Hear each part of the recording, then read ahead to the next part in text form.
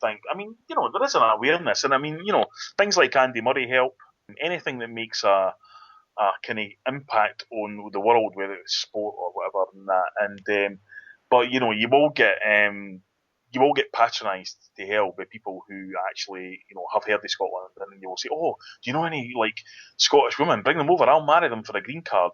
With the kind of presumption being that they just want to come and stay in America, of course. This is mad. But what I think it does do is, if you look at Celtic supporters, for example, and they'll say, well, like, because my grandfather upwards are Irish. So you would kind of be in Scotland and say, well, I'm kind of half Irish or whatever because my family and that kind of thing. Now, we know that's a different debate. That's completely acceptable in America and Scotland. It seems to be heresy for people. But when you go somewhere like New York, you kind of find yourself being near Scottish because you try and tell somebody from Mayo who's lived there 35 years who's emigrated to New York that you're kind of half Irish. They just look at you like you're stupid. I mean, I'll never forget, I met this guy, HBO had opened a store on 6th Avenue. And this guy, I go in to buy something, and the guy, and he's looking at me, and he's not taking my money. I said, what's the problem? And he was like, are you Scottish? And I said, yeah. He goes, listen, have you heard of a guy called Irvin Welsh? And I said, yeah. He goes, oh, I love his books. I said, actually, I just finished reading one of his. I said, I'll drop it into you if you want, eh? So he was But like, actually, yeah, read it because fantastic. it's kind of written in Scots. How's he understanding that? Yeah. Well, that's the thing. So I hand the book into him, and every time I went in the HBO store, which is like this really classy store, he'd be coming in, he'd be like, all right, you cunt, like this, shouting across the store. And you do end up, Ken, because, just on a purely personal basis, when you kind of emigrate somewhere or whatever for that long, you end up missing things like, Scottish, even Scottish newspapers and a pie and an iron brew and, walking to the bookies and the pub and things like that, I've got a T-shirt with Jockey Wilson on it. I just wear it. It's like the sort of Che Guevara face, but with Jockey Wilson. Yeah. And I just wear it for the pleasure of when I'm abroad, just for people coming up going, "Oh, he's Jockey Wilson." It just makes me laugh that people come up and ask me it. That's the only reason I wear it. Same sort of thing. Yeah, yeah. I mean, I would suggest that the majority kind of Americans I met, intelligence about Scotland never really go beyond kilts and see you Jimmy hats. Mm. Just to come back to the thing that we said earlier on about the SNP and Celtic, it's a very complicated picture. It's a very unpopular law. We've discussed it often on the podcasts before, but I think it's a very complicated thing because at the moment the Celtic fans are feeling very, very put upon, and I think the statistics would show that they are more put upon than the other supporters. In fact, the conviction rates are very poor, but Celtic fans seem to be being targeted. There's been accusations of harassment. You need to be careful about what you say. But I mean, how could they turn this situation around? I'm not trying to get votes for the SNP. I'm trying to get votes for yes. But I think the SNP are shooting themselves in the foot a bit with this. The problem is that for politicians, it's quite difficult to do a U-turn and save face at the same time. And while I think there's quite a lot of them that would like to say, okay, right, we made an arse of this, we need to change it. I feel that in some ways they think they can't because it would look incredibly weak. I mean, I'll start with one part of it. How much damage do you think it's done to them, or to the Yes campaign more than the SNP, this law? I think it's probably not done as much damage as people might perceive. I think certainly in the last couple of years there has been a standoff between Celtic supporters and the SNP. I mean, there's no getting away from that. I think that one of the problems the SNP have always had is no matter how big they've got, they've never really had that kind of community thing that Labour used to have 20 years ago, where you could just go and speak to somebody. So, and I agree with you, I think the SNP, if you offer them it right now, would just love to sweep it under the carpet and act like it never happened, and can everybody get back home with their business. They're not going to do that because, as we get towards elections and stuff like that, nobody's going to admit they were wrong. So what I would say to people is, look, that's a tiny part of the independence debate.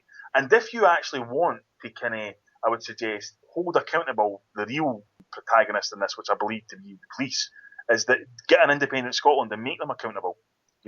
That's how you'll change it. Because what I think Celtic supporters, and some of them really get this, and the other ones I've spoken to, I don't think they've actually realised this yet, is that we can become the things that you hate. We can actually be these things. We can stand for elections. We can become councillors. And in independent Scotland, the Celtic support is a pretty big mandate.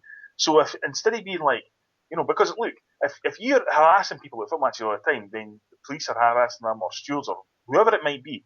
Then they go complaining when they bite back, because that's human nature. But what I'm saying to Celtic supporters now is, if you think that this is something that needs to be changed and is wrong and that, etc., you can change it yourself, because you can stand in the constituencies that are affected by this. I was there the day the Green Brigade was kettled in the Gallagate. Now, we had a Labour politician come along and speak, oh, it's terrible, this, that, and next thing. That's fine. But if it was somebody who was more connected and more dialed into the community in that kind of situation, that could have been resolved no problem whatsoever, instead of having all this kind of nonsense that go on after it. Because, clearly you're sending. I mean, I saw the Levelway police operation that day. There was vans for all over Scotland. There was police officers for all over Scotland in side streets waiting to effectively wade in if there was a riot, I would suggest. Now, there was never a danger of a riot that day. No, because these people are just human beings, for God's sake. They're no this kind of monster that's been created because you hear the word the Green Brigade and suddenly it's like, oh my God, it's like the Thing or the Blob. It's rampaging through towns and going to wipe us all out. The thing that people have to understand is that we can change this in an independent Scotland. The one thing I can guarantee is you'll never change it in a United Kingdom.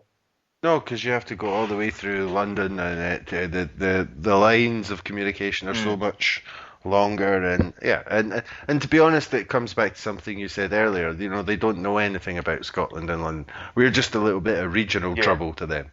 It's the people who live here that care. Yeah, I mean, I was talking about this last week, Michael. I've been to prominent football matches in the Premiership in the last 10 years, and I've seen situations and environments that were akin to military-style operations, and I'm talking about the supporters.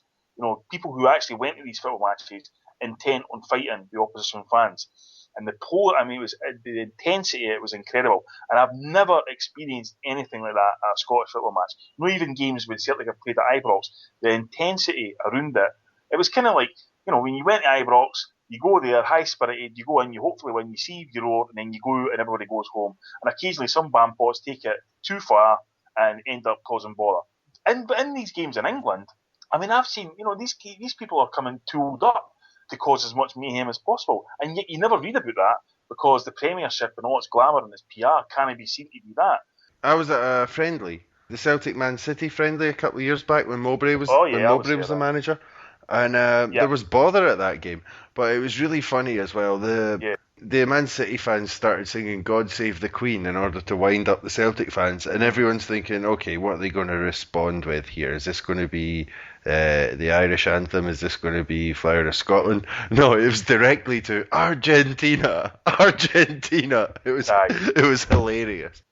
Well, that's the other thing that I like to say about this whole thing, because, I mean, the harassment of Celtic fans has went on since I've been a boy and long before that. And on that, I mean, I remember you would be arrested in the jungle if you had an Argentina top on when the Falklands kind of conflict, in inverted commas, was going on, because, there was that kind of antagonism going on with that kind of thing, because Celtic fans have always had that kind of rebellious nature. They've always been kind of anti-establishment and stuff.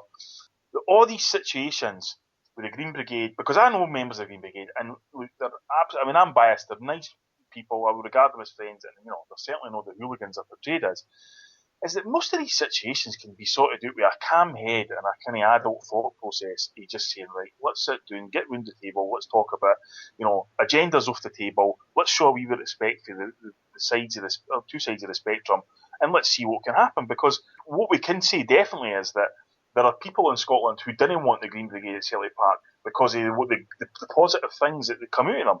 None more so than the Barcelona display, which just went right round the world and showed everybody in the planet what Celtic were all about. And so, if you focus on that, then I would guarantee you that whilst you're always going to get idiots in any situation where you go, I was at the supermarket there, I met idiots, so they're not just in football matches. You'll find the vast majority of people just kind of conduct themselves in a fashion that's befitting supporting Celtic. Yeah. And just the last wee thing, I think that's a good point to finish up for today. But I believe you've got a new book coming out. It sounds very interesting. Yeah, I have.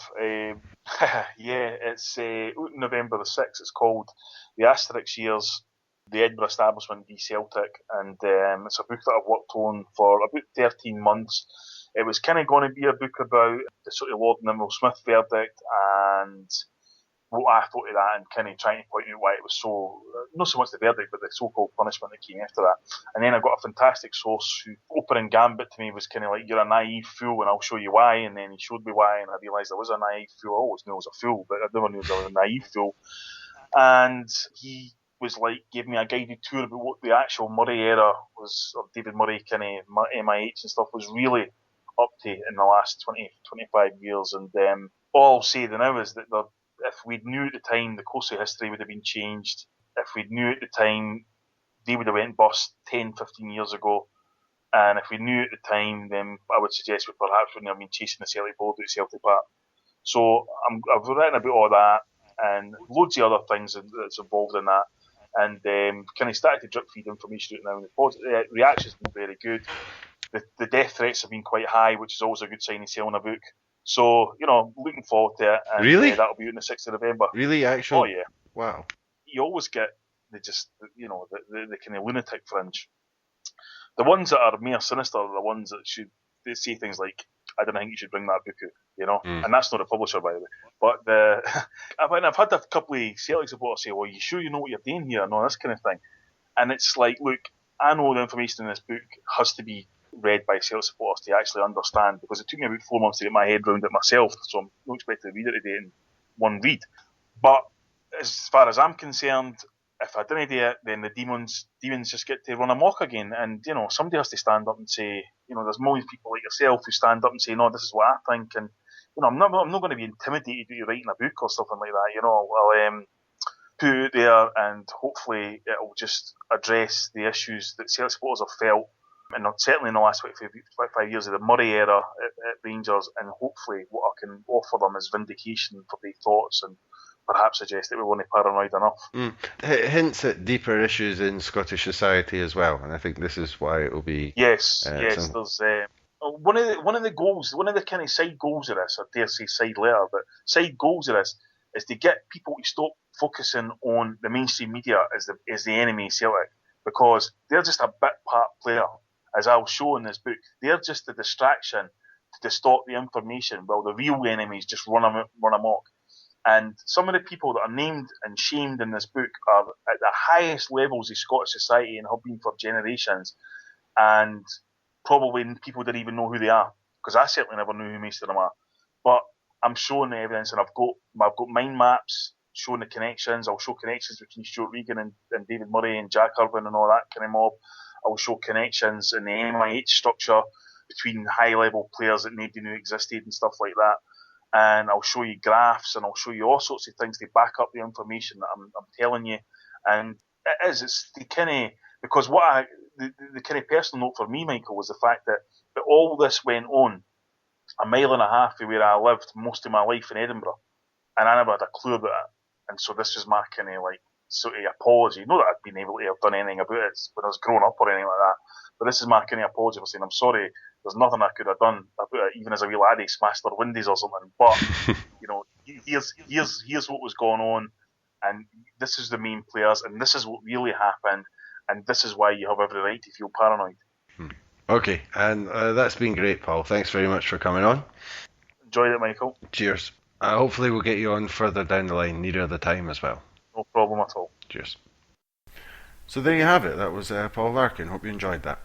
On to another matter. The little announcement that I want to make is that I want to start another little podcast, but this time, instead of us speaking, it's going to be you. What I'd like is if you could just send a little idea, recorded as an audio file, about something you think could be done better, should be done better, or indeed will be done better in an independent Scotland when it arrives. Just one little change in the law, in mentality, whatever you like, funny or serious, but just keep it short and send it to us as an audio file, and we'll put these out as little ideas for a better Scotland, and we'll keep putting them out as we get nearer and nearer to the referendum as well. So please send us your audio clips. Just to say also that the For All That podcast will be back tomorrow. We'll have our first episode for a while. And finally, as always, on the Scottish Independence podcast, the guest gets to choose the tune. And this is what Paul chose. So I'll speak to you next time. You can see changes that have come over me. These last few days I've been afraid that I